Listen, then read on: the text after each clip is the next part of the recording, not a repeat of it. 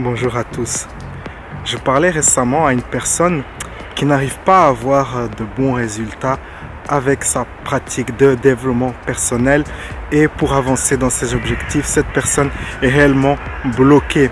Et je remarque que cette personne a l'un des défauts les plus fâcheux, un défaut qui vraiment bloque toute réussite, toute tentative d'accomplir un projet d'envergure. C'est que cette personne a la mentalité de loterie, la mentalité de loto, c'est-à-dire c'est une mentalité qui veut qu'on fasse un certain effort au début, une certaine pratique, et puis qu'on espère obtenir très rapidement des grands résultats, des résultats exceptionnels.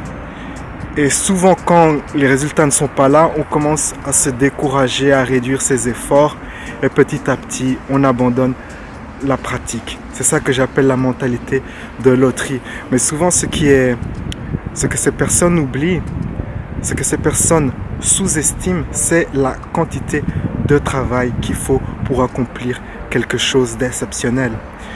Une étude a démontré que les joueurs de basketball qui pratiquaient la visualisation avaient des meilleurs résultats que ceux qui ne pratiquaient pas la visualisation.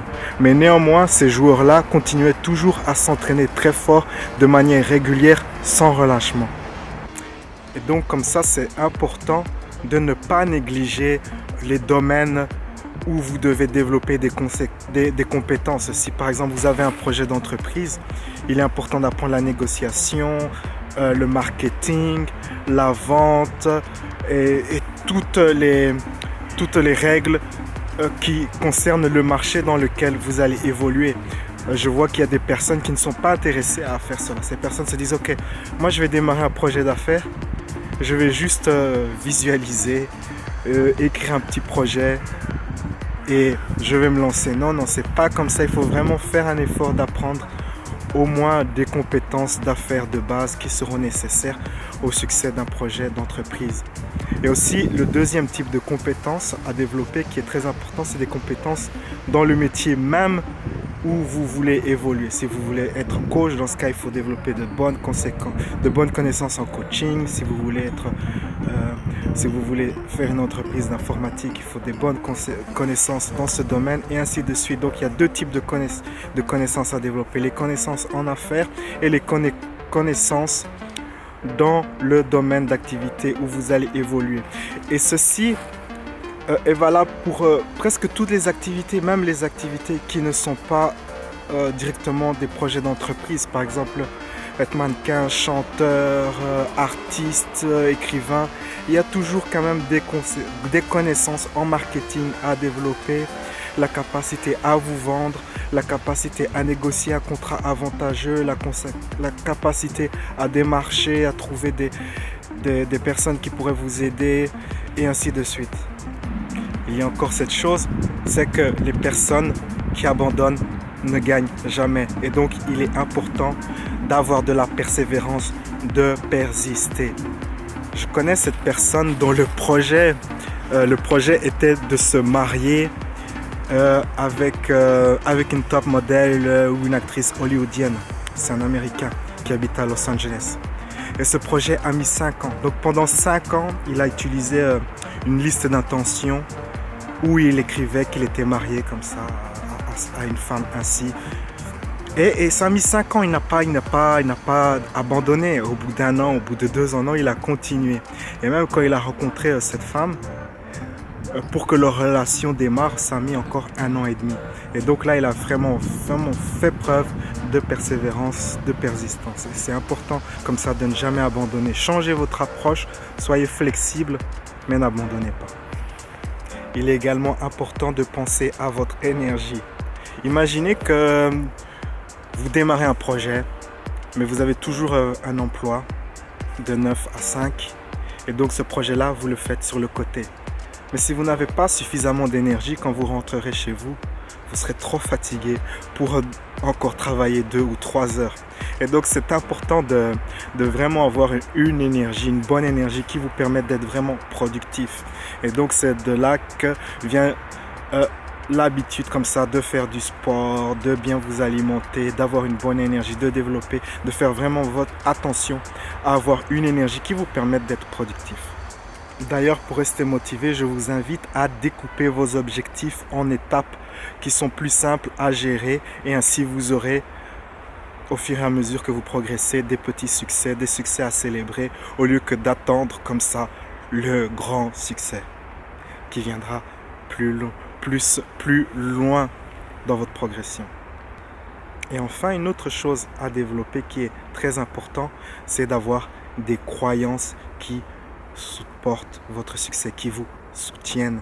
Développer vos croyances. Et le meilleur moyen de faire cela, c'est de fréquenter des gens qui ont déjà réussi dans le domaine d'activité que vous voulez faire. Ainsi, vous pouvez comme ça vous inspirer des bonnes croyances qu'il vous faudront. Car souvent les gens, souvent ne savent pas les croyances qu'il faut pour réussir. Par exemple, pour être acteur ou actrice, bien réussir dans ce domaine, il faut un certain charisme.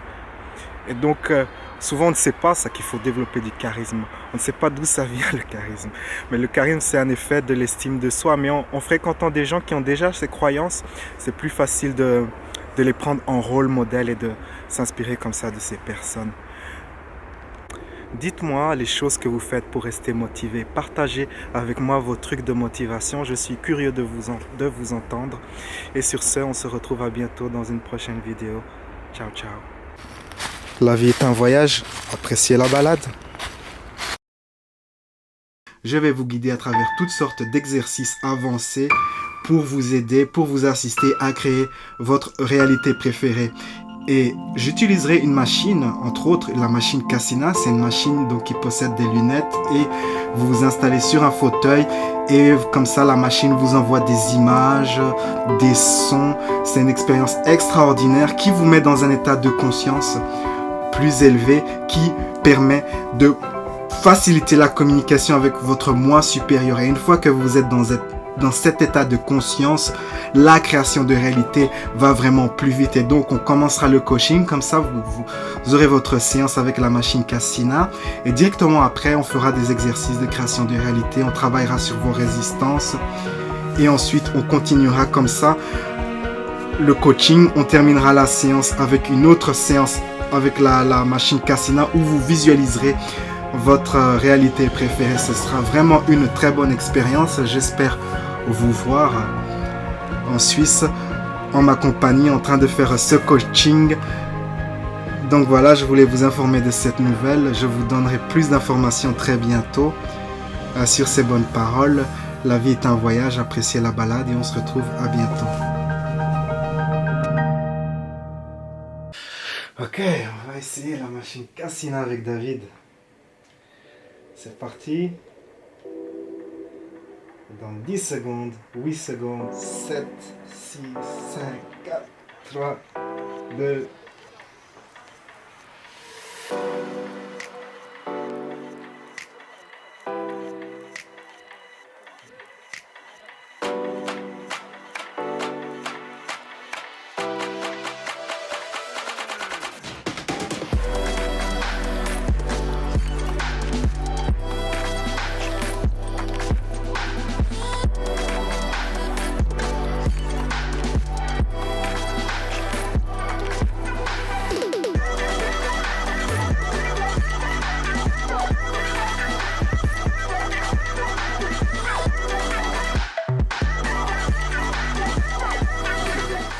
C'est génial quoi.